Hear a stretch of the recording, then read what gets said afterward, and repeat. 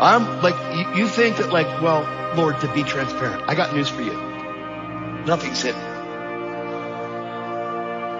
He sits in the theater room of your soul and sees everything that goes across your screen, guys. Your whole pornography thing, you think like no one knows it? God's watching it with you. He waits till you reach climax. God, if he only knew me. If he only knew me. If he only desired to know me, I would be his climax.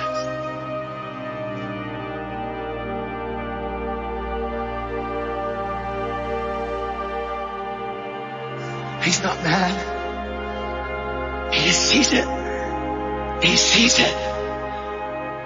In the frenzy and in the heat of a husband that is cheating on his wife. He sees it. He's right there in bed with you. He's right there in bed with you and he's seeing it all. He's watching it. He is watching you look into the woman that you're not in covenant with. He is watching through your eyes, through your frenzy, through your passion, through you thinking that that's your life. And he is all the while in your heart saying, this is not who I created you to be. But through the frenzy of human wisdom, the selfish ambition,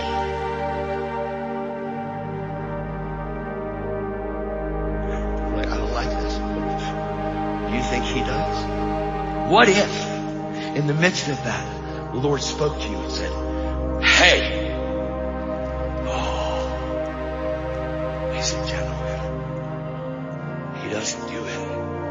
Gosh, what if he did? He doesn't. But what if you got real with God? What if you got real with God and you realized that he is there and you are convicted of your righteousness? Because when you're convicted of your righteousness, he cuts off the want of sin, period. He cuts it off, man. I mean, he cuts it off as though that could never be you. Makes your stomach sick to even think about it. God's in you watching pornography. He is seeing it. The eye is the lamp of the body.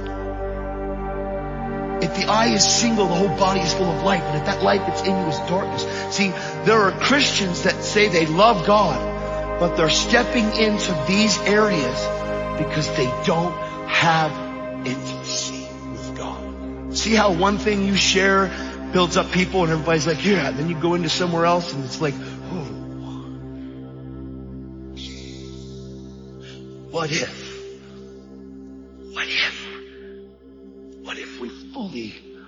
we fully gave ourselves as a body, gave ourselves as a community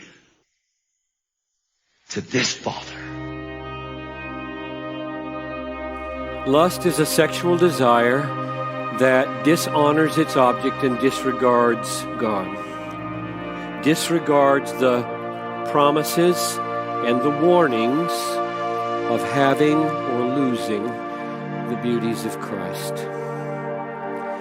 The lusted after woman or man in your head or on the screen or on the street is dishonored, not treated as a sacred, precious, eternal person in the image of God, whose eternal destiny is always paramount and whose holiness we either long for or ignore.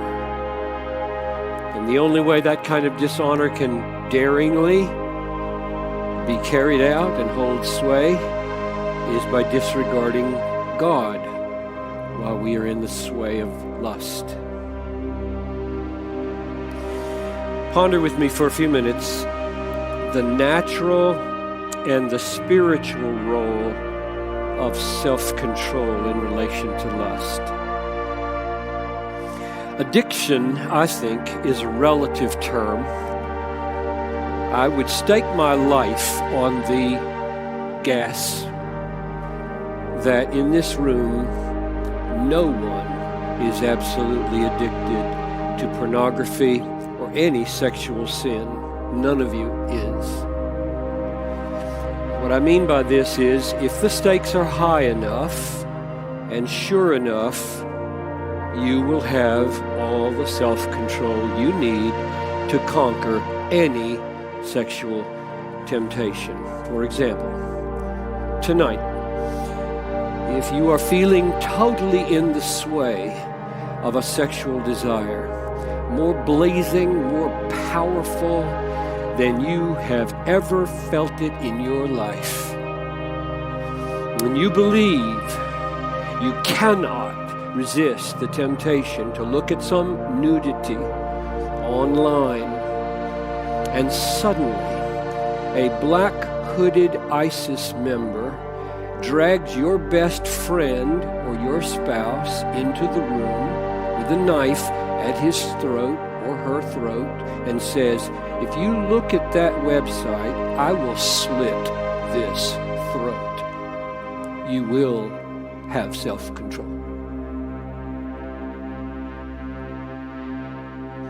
You are not addicted. You won't click. Or if a man walks into the room and says, "If you look at that nudity, I will not give you the $1 million that I have in this bag, cash, tax-free, but if you do not look at that nudity, I will give you a satchel with $1 million in cash." You will have total self-control. Yes, you will. You are not addicted to that moment. Addiction is a relative term. The fact is, 99%, I'm just leaving 1% for wild pathological cases that I cannot imagine. The fact is, 99% of those who give way to lust in pornography or fornication or adultery are not decisively controlled by their sexual desire. They are decisively controlled by what they believe.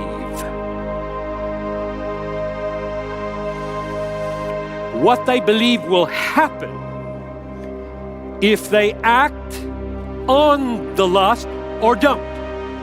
That's what controls them. What they believe, not the sexual desire. That's the excuse.